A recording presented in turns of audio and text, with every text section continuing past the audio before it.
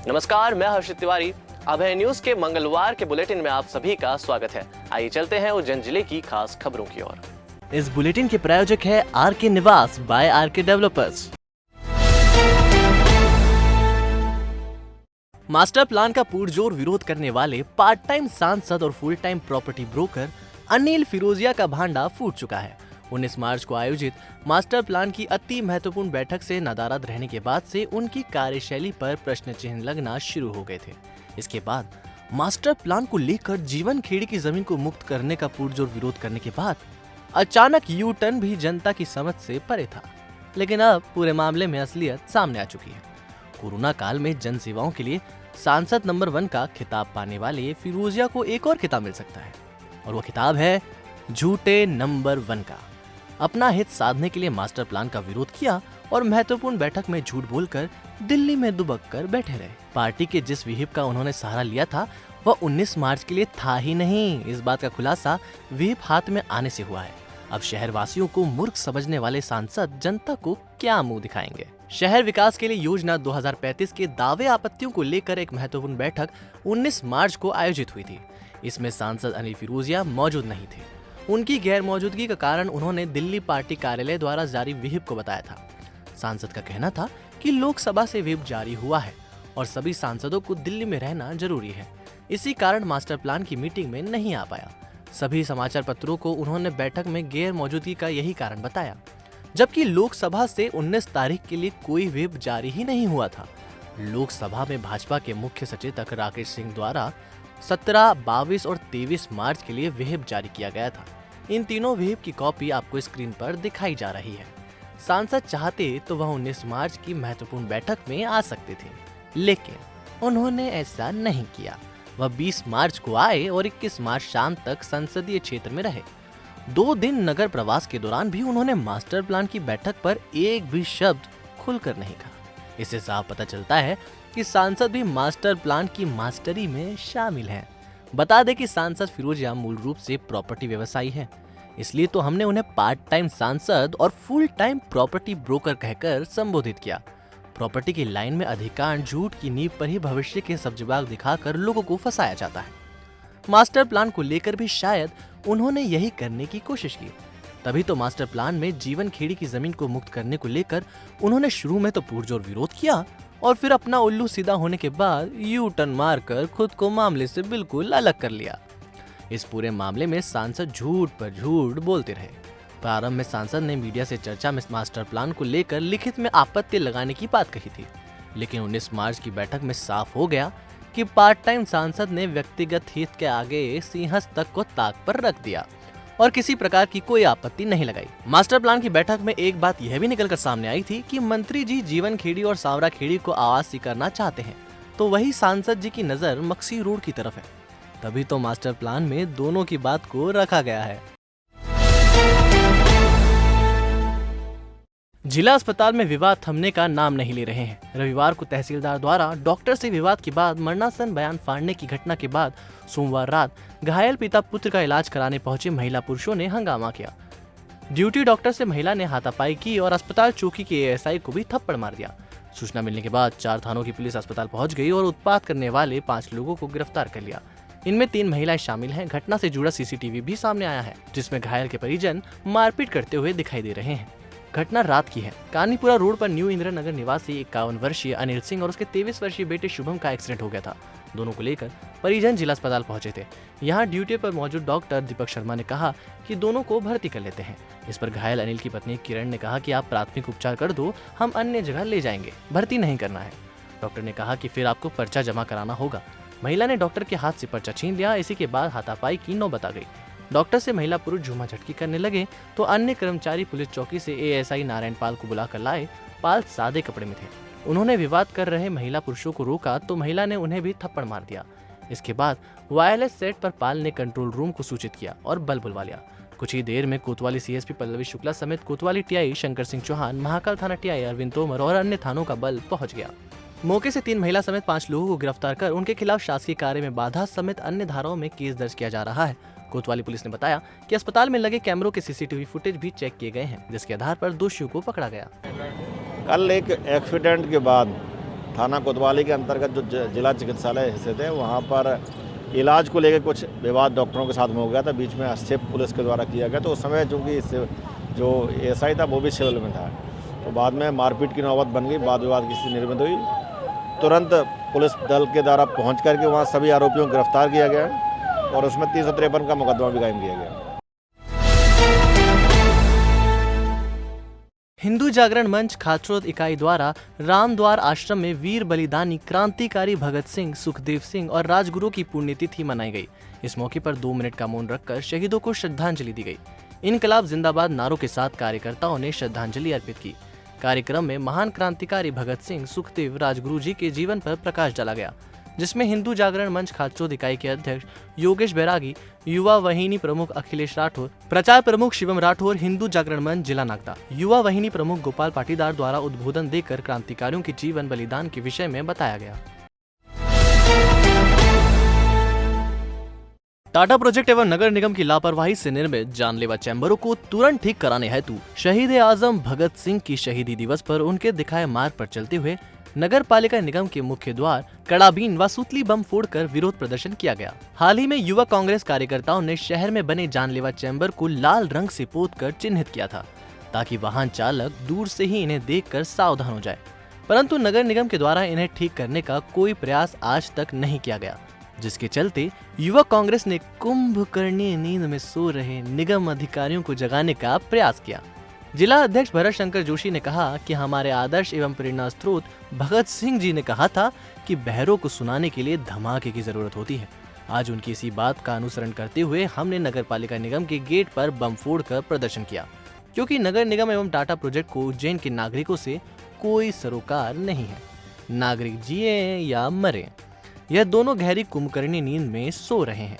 इनकी असंवेदनशीलता तथा लापरवाही के कारण उज्जैन के नागरिक लगातार चैम्बरों के कारण दुर्घटना के शिकार हो रहे हैं।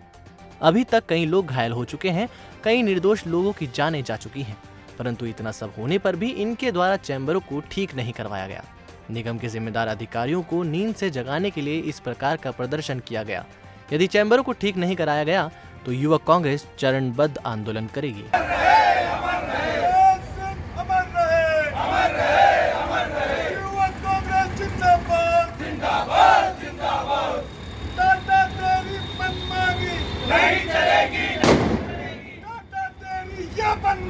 नहीं चलेगी, नहीं चलेगी। निगम प्रशासन होश में आओ, होश में आओ, होश में आओ।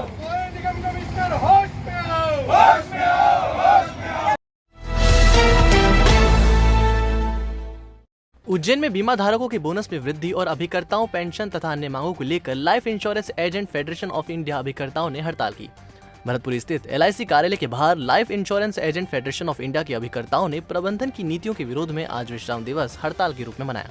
वहीं शाखा के समस्त अभिकर्ताओं ने विश्राम दिवस के दिन समस्त प्रकार की कार्यकालीन सेवा, व्यवसाय सेवा एवं बीमा किश्तों की जमा सेवा को बंद रखा। भारतीय जीवन बीमा निगम उज्जैन के परिसर में सैकड़ों की संख्या में अभिकर्ता उपस्थित हुए और शाखा परिसर के बाहर सांकेतिक धरना प्रदर्शन किया और प्रबंधन की नीतियों के विरोध में अभिकर्ताओं ने अपनी विभिन्न मांगों और समस्याओं को लेकर शाखा के बाहर जमकर नारेबाजी की। आज क्या है? आज क्या है? आज क्या है? तो तुमको करना होगी, करना होगी, करना होगी। बात तो तुमको करना होगी, करना भी करना होगा। आज की ये हमारी हड़ताल 1 दिवसीय हड़ताल है और इसमें लाइफ इंश्योरेंस एजेंट फेडरेशन के जितने भी यूनिट है सभी एक साथ मिलके 1 दिवसीय जो ये हड़ताल है, इसका कारण है मैनेजमेंट की जो एजेंटों के प्रहार करने की जो नीति है उसके विरोध में है। इसके अंदर कुछ प्रमुख मांगे हमारे वैसे पुरानी भी है, जिसके अंदर हमारा जो ग्रेच्युटी है, हमारा मेडिक्लेम है, हमारा ग्रुप इंश्योरेंस है, ये सब तो पेंडिंग था ही। इसकी बीच में LIC ने एक क्रूरतापूर्ण निर्णय लेते हुए हमारे प्रोडक्ट को, LIC के प्रोडक्ट को ऑनलाइन कर दिया और ऑनलाइन करने के साथ साथ उसके ऊपर पार्टी को 10% से 50% तक की छूट भी प्रारंभ कर दी, जबकि सेक्शन 41 के अंतर्गत छूट देना या छूट लेना LIC खुद ही कहती है, IRDA कहता है कि मना है या क्राइम है, उसके बावजूद LIC इस तरह का काम करती है उसके विरोध में। और दूसरा, LIC इतना प्रॉफिट कमाने के बावजूद भी न तो हमारे पॉलिसी धारक का कभी बोनस बढ़ाती है, न ही एजेंटों का कमीशन बढ़ाती है, न कोई तरह की सुविधा देती है। फिर ये बोनस और जो इतना साल भर जो पैसा कमाती है वो जाता कहाँ है? इसलिए हमें हमारी ये भी मांग है कि इसकी ऑडिट जो है सीएजी से करानी चाहिए, क्योंकि इनके इंटरनल ऑडिट के ऊपर हमें शक है कि ये सब खर्चे जो करते हैं वो दिखाते नहीं है। और ये सारी जो नीतियों के खिलाफ है, ये हमारा एक दिवसीय धरना है।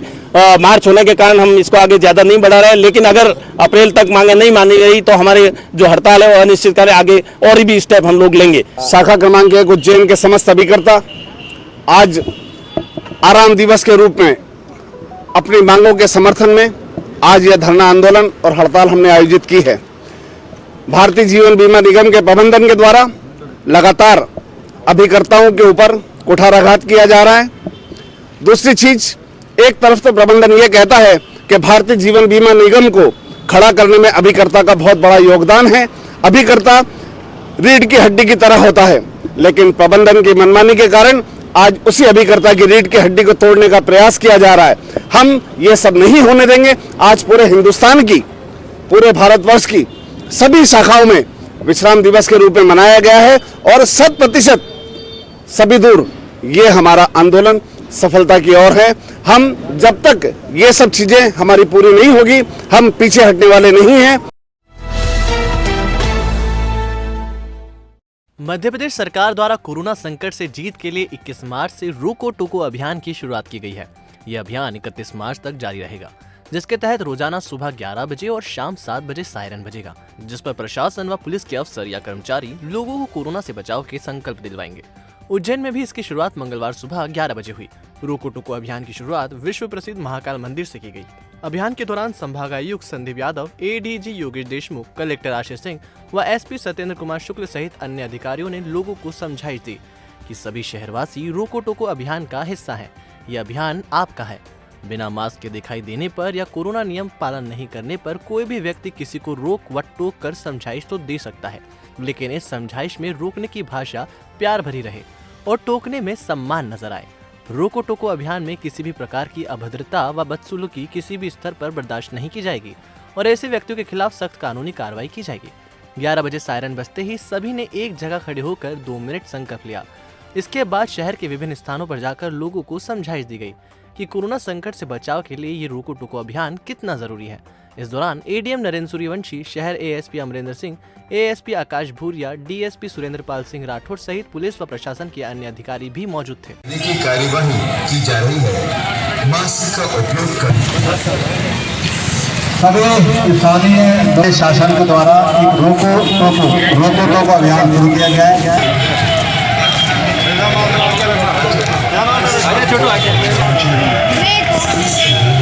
माननीय मुख्यमंत्री जी का जो एक इनिशिएटिव है कि आज से रोको टोको अभियान की बहुत ज़ोरदार शुरुआत करी जाए। जैसा हम देख रहे हैं कि कोरोना की जो दूसरी लहर है और ये दूसरी लहर कई मायनों में पहली लहर से ज़्यादा खतरनाक है, ज़्यादा फैली हुई है, तो उसके लिए हमको और ज़्यादा सावधान होने की आवश्यकता है।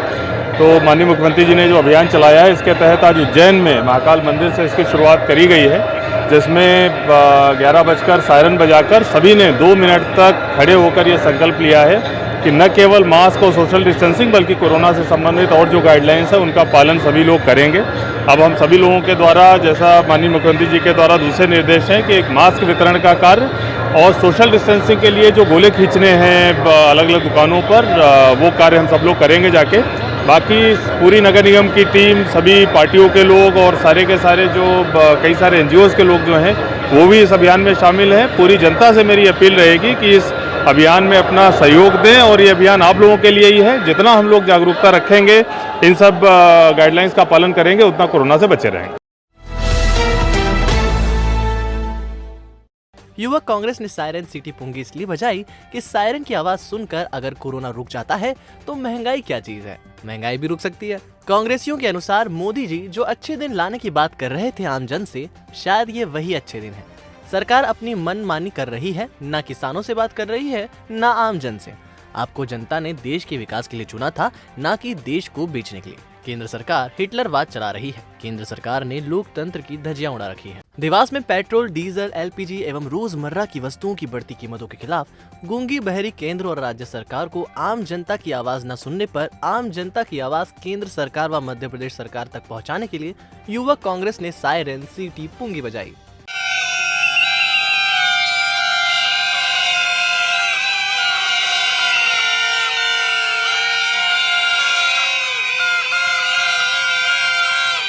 जाकर कोरोना कम किया जा रहा है, इसी प्रकार हम भी सरकार ने जब भी बोला थाली बजाना, जनता ने थाली बजाई।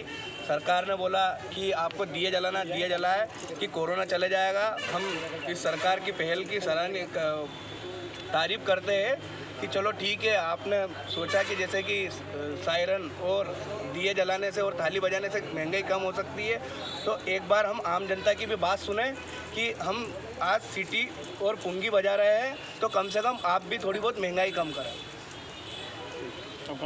जितेंद्र सिंह गौड़, युवक कांग्रेस जिला अध्यक्ष। जिले के टोंक खुर्द के ग्राम आगरी में नव विवाहिता का उसके मायके से अपहरण किया और उसकी जघन्य हत्या कर दी गई। वहीं उसके पिता के साथ मारपीट कर गंभीर घायल कर दिया है। घायल पिता को उपचार के लिए जिला चिकित्सालय में भर्ती किया है। दरअसल रानी गुर्जर का विवाह टोंक खुर्द तहसील के भील खेड़ी में रहने वाले अर्जुन गुर्जर से 19 दिसंबर 2020 को हुआ था, जिसके बाद रानी गुर्जर अपने पिता निर्भय सिंह गुर्जर के पास आगरी में रहने आ गई थी। 20 और 23 मार्च की दरमियानी रात करीब 2 बजे कुछ लोग आए और रानी के पिता निर्भय सिंह गुर्जर के साथ मारपीट करने लगे। यह देखकर रानी उनको बचाने तो निर्भय सिंह गुर्जर के सिर पर हमला कर दिया और रानी का अपहरण कर ले गए। इधर पुलिस को मंगलवार को शाम गुर्जर के मकान के पास खली में मृतिका रानी का शव मिला। बताया जा रहा है कि उसके सीने पर चाकू से हमला किया गया है, जिससे उसकी मौत हुई है। जिन लोगों ने रानी का अपहरण किया उनके पास हथियार भी थे।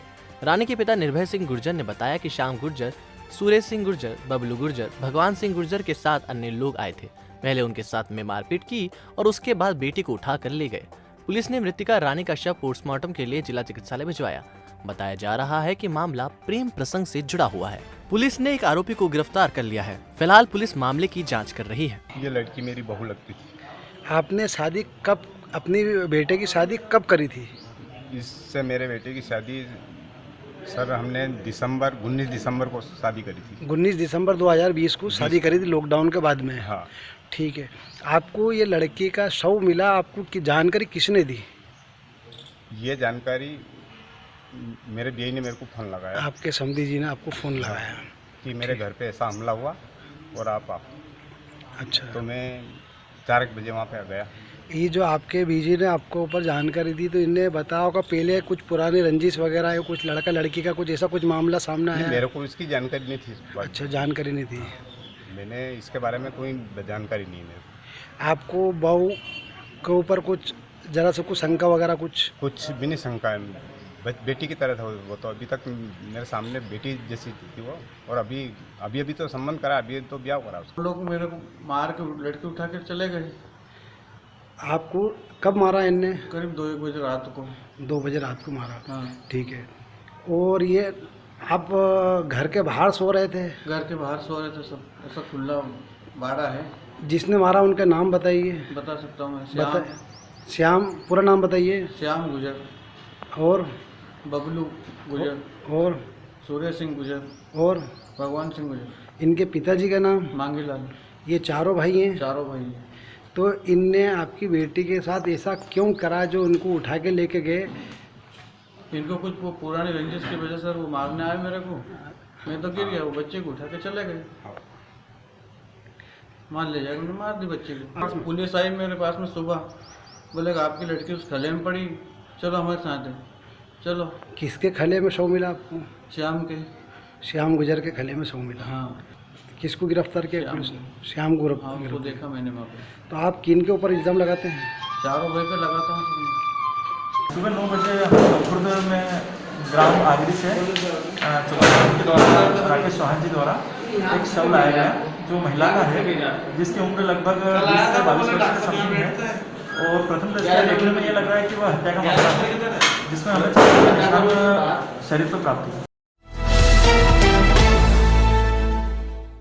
आगर रोड पर संचालित कृषि उपज मंडी में गेहूं बिनने का काम करने वाली महिला को ट्रैक्टर चालक ने टक्कर मारकर घायल कर दिया। दुर्घटना के बाद महिला को जिला अस्पताल लाया गया, जहां उसे उपचार दिया जा रहा है। महिला के भाई दीपू लाल परमार ने बताया कि उसकी बहन राजूबाई पति किशन लाल मंडी में गेहूं बिनने का काम करती है। मंडी बंद होने के बाद वह सड़क पर पड़े गेहूं एकत्रित कर रही थी। इसी दौरान ट्रैक्टर चालक ने बगैर पीछे देखकर रिवर्स ले लिया, जिसके चलते वह घायल हो गई।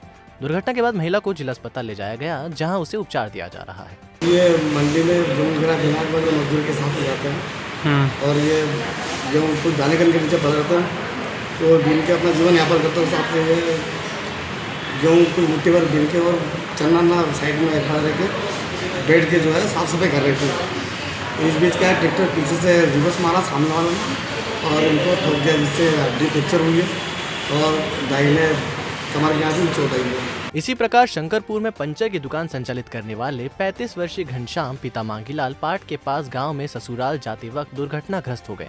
दुर्घटना में घनश्याम सहित उनकी पत्नी मधु, 9 वर्षीय बेटा अंकित और 8 साल के ऋषभ घायल हो गए। सड़क पर पड़ी गिट्टी से स्लिप होने की वजह से दुर्घटना हुई।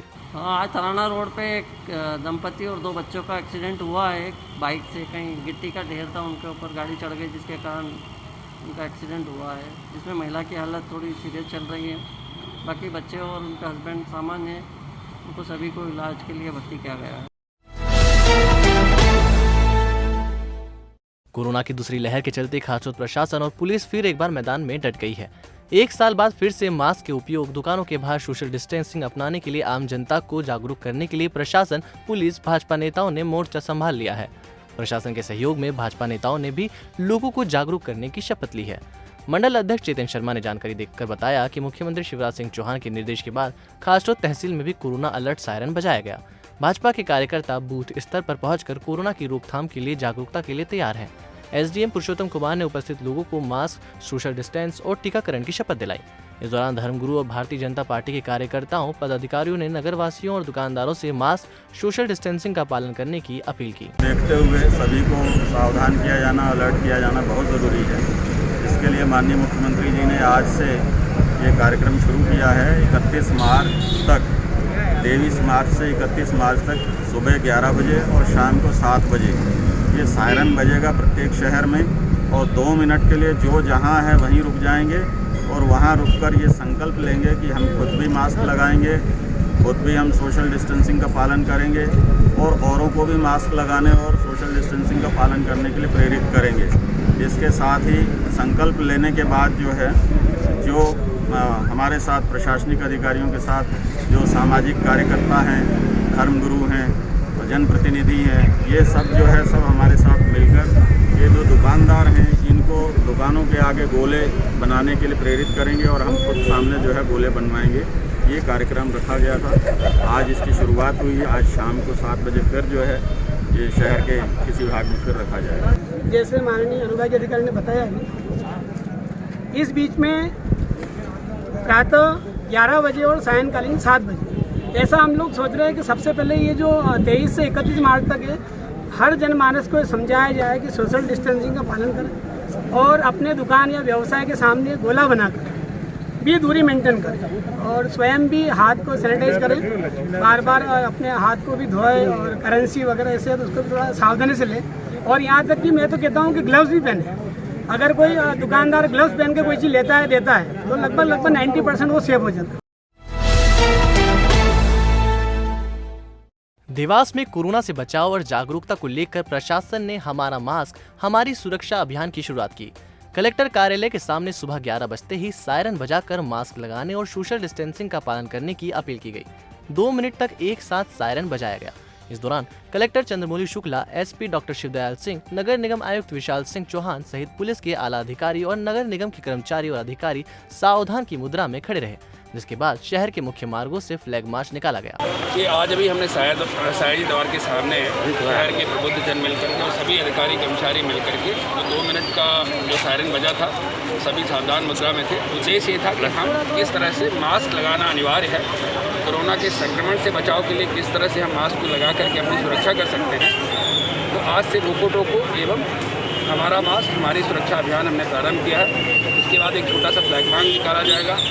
यहाँ तक कि जो दुकानें हैं वहाँ हम इस बात का भी प्रचार प्रसार करने की कोशिश करेंगे कि कैसे सब लोगों को अपनी दुकान के सामने गोले लगा करके सोशल डिस्टेंसिंग आवश्यक है और मास्क लगाना आवश्यक है। ये अभियान अगले 7 दिन तक लगातार जारी रहेगा। खासतौर जनपद में पदस्थ पीसीओ वर्मा, जो कि चापानेर ग्राम पंचायत में शिकायतों का निराकरण करने के लिए ग्रामीणों के बीच पहुंचे थे। इस दौरान पीसीओ वर्मा द्वारा शासन प्रशासन की जागरूकता करने वाले कार्यक्रमों का खुलकर मजाक बनाया गया। बिना मास्क के ही पीसीओ वर्मा जब ग्रामीणों से चर्चा कर रहे थे तो उनके पास पूरे समय मास्क उपलब्ध था ही नहीं। आसपास खड़े लोगों को उन्होंने मास्क पहनने की सलाह तो दी, लेकिन खुद बगैर मास्क के ज्ञान बांटते रहे। बता दें कि मंगलवार के दिन शासन प्रशासन के द्वारा सायरन बजाकर आम जनता से मास्क लगाने का अनुरोध किया जा रहा है। ऐसे समय में ये महोदय बिना मास्क के ही जनता के बीच में घूम घूम कर शासन प्रशासन के जागरूकता के कार्यक्रमों की धज्जियां उड़ा रहे हैं। जहां आम जनता यदि इस प्रकार से घूमती हुई पाई जाती है तो उस पर धारा 188 में कार्रवाई और 200 रुपए का चालान सहित अस्थायी जेल भेज दिया जाता है। लेकिन यहाँ तो सैया भय कोतवाल तो डर काहे का वाली कहावत चरितार्थ होती दिखाई दे रही है। 30 नंबर नकली बीड़ी के करीब 125 बंडलों के साथ देवास गेट थाना पुलिस ने युवक को गिरफ्तार किया है, जिससे पूछताछ की जा रही है। युवक पर कॉपीराइट एक्ट की धाराओं में प्रकरण दर्ज किया गया है।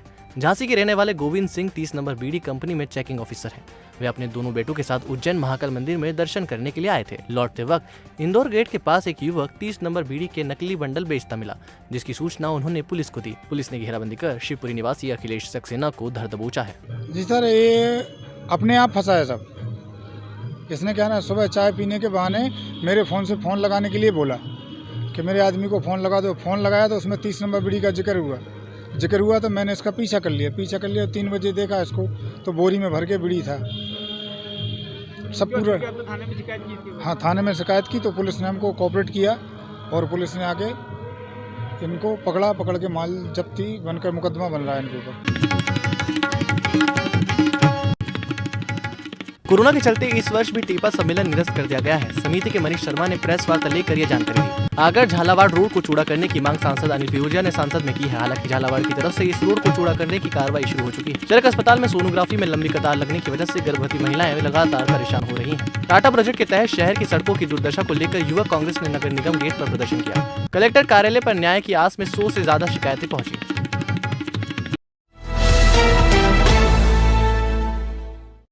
तो आपने देखी उज्जैन जिले की खास खबरें।